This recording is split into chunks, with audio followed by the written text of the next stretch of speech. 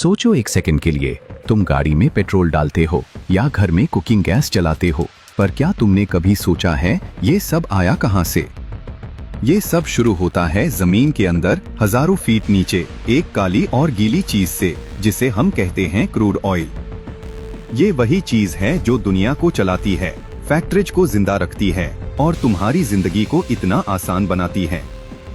लेकिन इस एक चीज को निकालने के लिए और तुम्हारे हाथ तक पहुंचाने के लिए एक ऐसी जर्नी होती है जो बिल्कुल फिल्मों जैसी लगती है। सोच लो, जमीन के अंदर से लेकर तेरी गाड़ी की टैंक तक ये सफर कितना बड़ा और कितना मुश्किल होगा।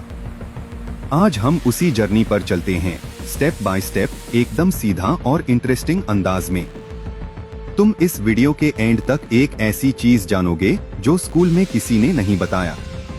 तो तैयार हो, चलते हैं इस अमेजिंग जर्नी पर क्रूड ऑयल की दुनिया में। सबसे पहले समझते हैं कि ये क्रूड ऑयल होता क्या है और ये जमीन के अंदर कहां से आता है। आज से करोड़ों साल पहले, जब डायनासोर भी नहीं थे, तब समुद्र में छोटे छोटे जानदार और पौधे थे जो मर के तली में दब गए। लाखों साल तक उन पे मिट्टी, पत्थर और प्रेशर पड़ता रहा और इस दबाव और गर्मी की वजह से वो बदल गए एक काले, गीले और बहुत ही पावरफुल लिक्विड में। इसी लिक्विड को हम क्रूड ऑयल कहते हैं। ये लिक्विड जमीन के अंदर पत्थर की तहों में एक रिजर्वायर की तरह जम जाता है, बिल्कुल वैसा जैसे पानी एक तालाब में रहता है। लेकिन ये दिखाई नहीं देता, ये तो हजारों फीट नीचे छुपा होता है, अंधेरों में, जहां इंसान का हाथ कभी नहीं पहुंचा। तब शुरू होता है साइंटिस्ट्स और इंजीनियर्स का काम। ये लोग स्पेशल मशीन्स और टेक्निक्स से जमीन के अंदर स्कैन करते हैं, बिल्कुल जैसे डॉक्टर बॉडी का एक्सरे करता है। जब उन्हें पता चलता है कि ऑयल कहाँ है, तब शुरू होती है सबसे बड़ी और खतरनाक प्रोसेस, ड्रिलिंग। और ये भी जानो कि सिर्फ कुछ खास जगहों पर ही ये ऑयल मिलता है। मिडिल ईस्ट, रशिया और अमेरिका के कुछ हिस्से इस काले सोने से भरी हुई जमीन पर बैठे हैं। इसलिए ये देश दुनिया में इतने पावरफुल हैं, क्योंकि जो जमीन के अंदर छुपा है वही ऊपर की दुनिया को कंट्रोल करता है। अब जमीन के अंदर ऑयल मिल जाता है, तब वहां पर लाया जाता है एक बहुत बड़ा और मजबूत स्ट्रक्चर, जिसे कहते हैं ऑयल रिग। ये रिग इतना बड़ा होता है कि इसको देख के इंसान का मुंह खुला का खुला रह जाता है। कुछ रिग्स तो इतनी बड़ी होती हैं जितनी एक 50 मंजिला इमारत।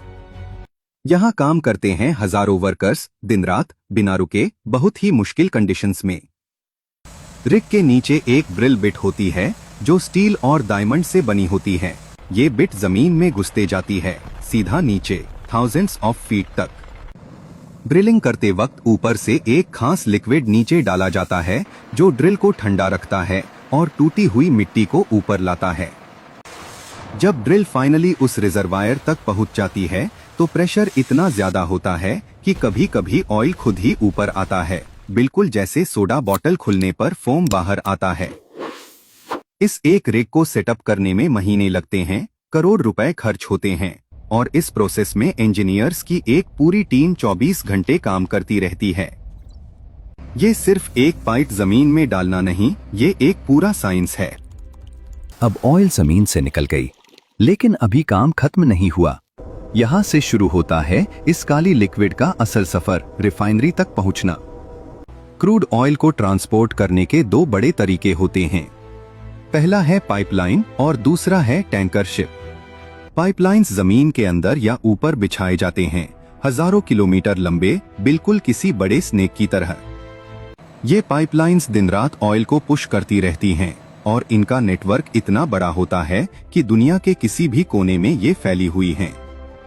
इन पाइपलाइंस को बनाने में सालों का वक्त लगता है और हजारों वर्कर्स की मेहनत, लेकिन एक बार बन जाए तो ये डेकेड्स तक बिना रुके काम करती हैं। दूसरी तरफ हैं टैंकर शिप्स। ये दुनिया के सबसे बड़े शिप्स होते हैं, इतने बड़े कि इनके अंदर एक पूरा मोहल्ला आ जाए। ये जहाज समुद्र में महीनों तक चलते रहते हैं, एक देश से दूसरे देश ऑयल को सेफली पहुंचाते हुए। हर टैंकर शिप में एक ट्रेन्ड क्रू होती है जो 24 घंटे शिफ्ट्स में काम करती है, क्योंकि समुद्र में एक छोटी सी गलती भी बहुत बड़ी मुसीबत बन सकती है। इस ट्रांसपोर्ट का भी अपना एक बड़ा सिस्टम है। जीपीएस ट्रैकिंग, सेफ्टी वाल्व्स और इमरजेंसी टीम्स हमेशा तैयार रहती हैं, क्योंकि अगर कोई भी जगह ऑयल लीक हुआ तो ये एक बड़ा इन्वायरमेंटल डिजास्टर बन सकता है। इसलिए हर एक स्टेप पर सेफ्टी सबसे पहले आती है। अब क्रूड ऑयल रिफाइनरी पहुंच गई और यहां से शुरू होता है इस पूरी जर्नी का सबसे इंटरेस्टिंग पार्ट। रिफाइनरी एक ऐसी जगह होती है जो बिल्कुल एक एलियन सिटी जैसी लगती है। बड़ी बड़ी टावर्स, लंबी लंबी पाइप्स, आग के शोले और हर तरफ से आवाजें और भाप। यहाँ क्रूड ऑयल को पहले एक बहुत बड़े चेंबर में डाला जाता है जिसे कहते हैं डिस्टिलेशन टावर। इस टावर में ऑयल को इतना गर्म किया जाता है कि वो स्टीम बन जाए और फिर ये स्टीम ऊपर की तरफ उठने लगती है। अब यहाँ होता है एक कमाल का काम। अलग अलग चीजें अलग अलग टेम्परेचर पर ठंडी हो जाती हैं और लिक्विड बन जाती हैं। जो चीज सबसे पहले ठंडी होती है वो नीचे रह जाती है और जो ज्यादा हल्की होती है वो ऊपर चली जाती है। इसी प्रोसेस को कहते हैं फ्रैक्शनल डिस्टिलेशन और ये बिल्कुल वैसा है जैसे तुम एक मिक्स जूस को अलग अलग फ्लेवर्स में तोड़ो। इस एक प्रोसेस से ही पेट्रोल, डीजल, जेट फ्यूल और केरोसिन अलग हो जाते हैं। एक ही क्रूड ऑयल से इतनी सारी अलग चीजें। और सिर्फ फ्यूल ही नहीं, इस एक प्रोसेस से प्लास्टिक्स, मेडिसिन्स और कॉस्मेटिक्स तक बनती हैं। मतलब जो बॉटल तुम पीते हो वो भी कहीं ना कहीं इस रिफाइनरी से ही आई है। ये नेचर का एक अमेजिंग काम है जो ह्यूमंस ने अपनी टेक्नोलॉजी से और भी बेहतर बना दिया है। डिस्टिलेशन के बाद अब हमारे पास हैं अलग अलग प्रोडक्ट्स और अब इन सब की अपनी अपनी अलग दुनिया है। सबसे पहले बात करते हैं पेट्रोल की। ये सबसे हल्का और सबसे ज्यादा यूज होने वाला प्रोडक्ट है जो सीधा तुम्हारी गाड़ी की टैंक में जाता है। फिर आता है डीजल। ये थोड़ा भारी होता है और ट्रक्स, बसेस और ट्रेन्स इसको यूज करती हैं क्योंकि ये ज्यादा पावर देता है। ऊपर की तरफ जाते हैं तो मिलता है एविएशन फ्यूल यानी जेट फ्यूल। ये प्लेन्स के लिए होता है और इसको इतना प्योर बनाना पड़ता है कि एक भी छोटी सी प्रॉब्लम पूरे प्लेन को खत्म कर सकती है। इसी क्रूड ऑयल से निकलता है केरोसिन जो गांव-गांव में अभी भी लटाइन और कुकिंग स्टोव्स में जलता है। और सबसे नीचे जो भारी चीज रहती है वो होती है बिटुमेन, वही काली चीज जो तुम्हारे शहर की सड़कों पर बिछाई जाती है। एक ही क्रूड ऑयल से सड़क भी बनती है, प्लेन भी उड़ता है, गाड़ी भी चलती है। ये सोचने वाली बात है ना?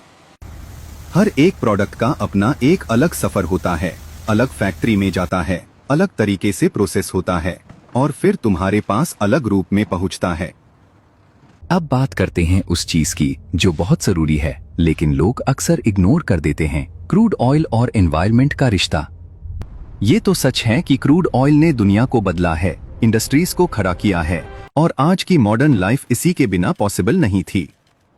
लेकिन दूसरी तरफ ये भी सच है कि इस पूरी प्रोसेस ने धरती को बहुत नुकसान भी पहुंचाया है। ड्रिलिंग के वक्त जमीन की परतें टूट जाती हैं, लोकल पानी का सिस्टम अफेक्ट होता है और केमिकल्स जमीन में घुस जाते हैं। टैंकर शिप्स से कभी कभी ऑयल स्पिल्स होती हैं जो समुंदर में फैलती हैं और लाखों जानवरों की जान ले लेती हैं। रिफाइनरीज से जो गैसेस निकलती हैं वो हवाओं में मिलती हैं और एक बड़ा हिस्सा बन जाती हैं ग्लोबल वार्मिंग का। इसलिए आज दुनिया भर के साइंटिस्ट्स और इंजीनियर्स एक नए रास्ते पर काम कर रहे हैं।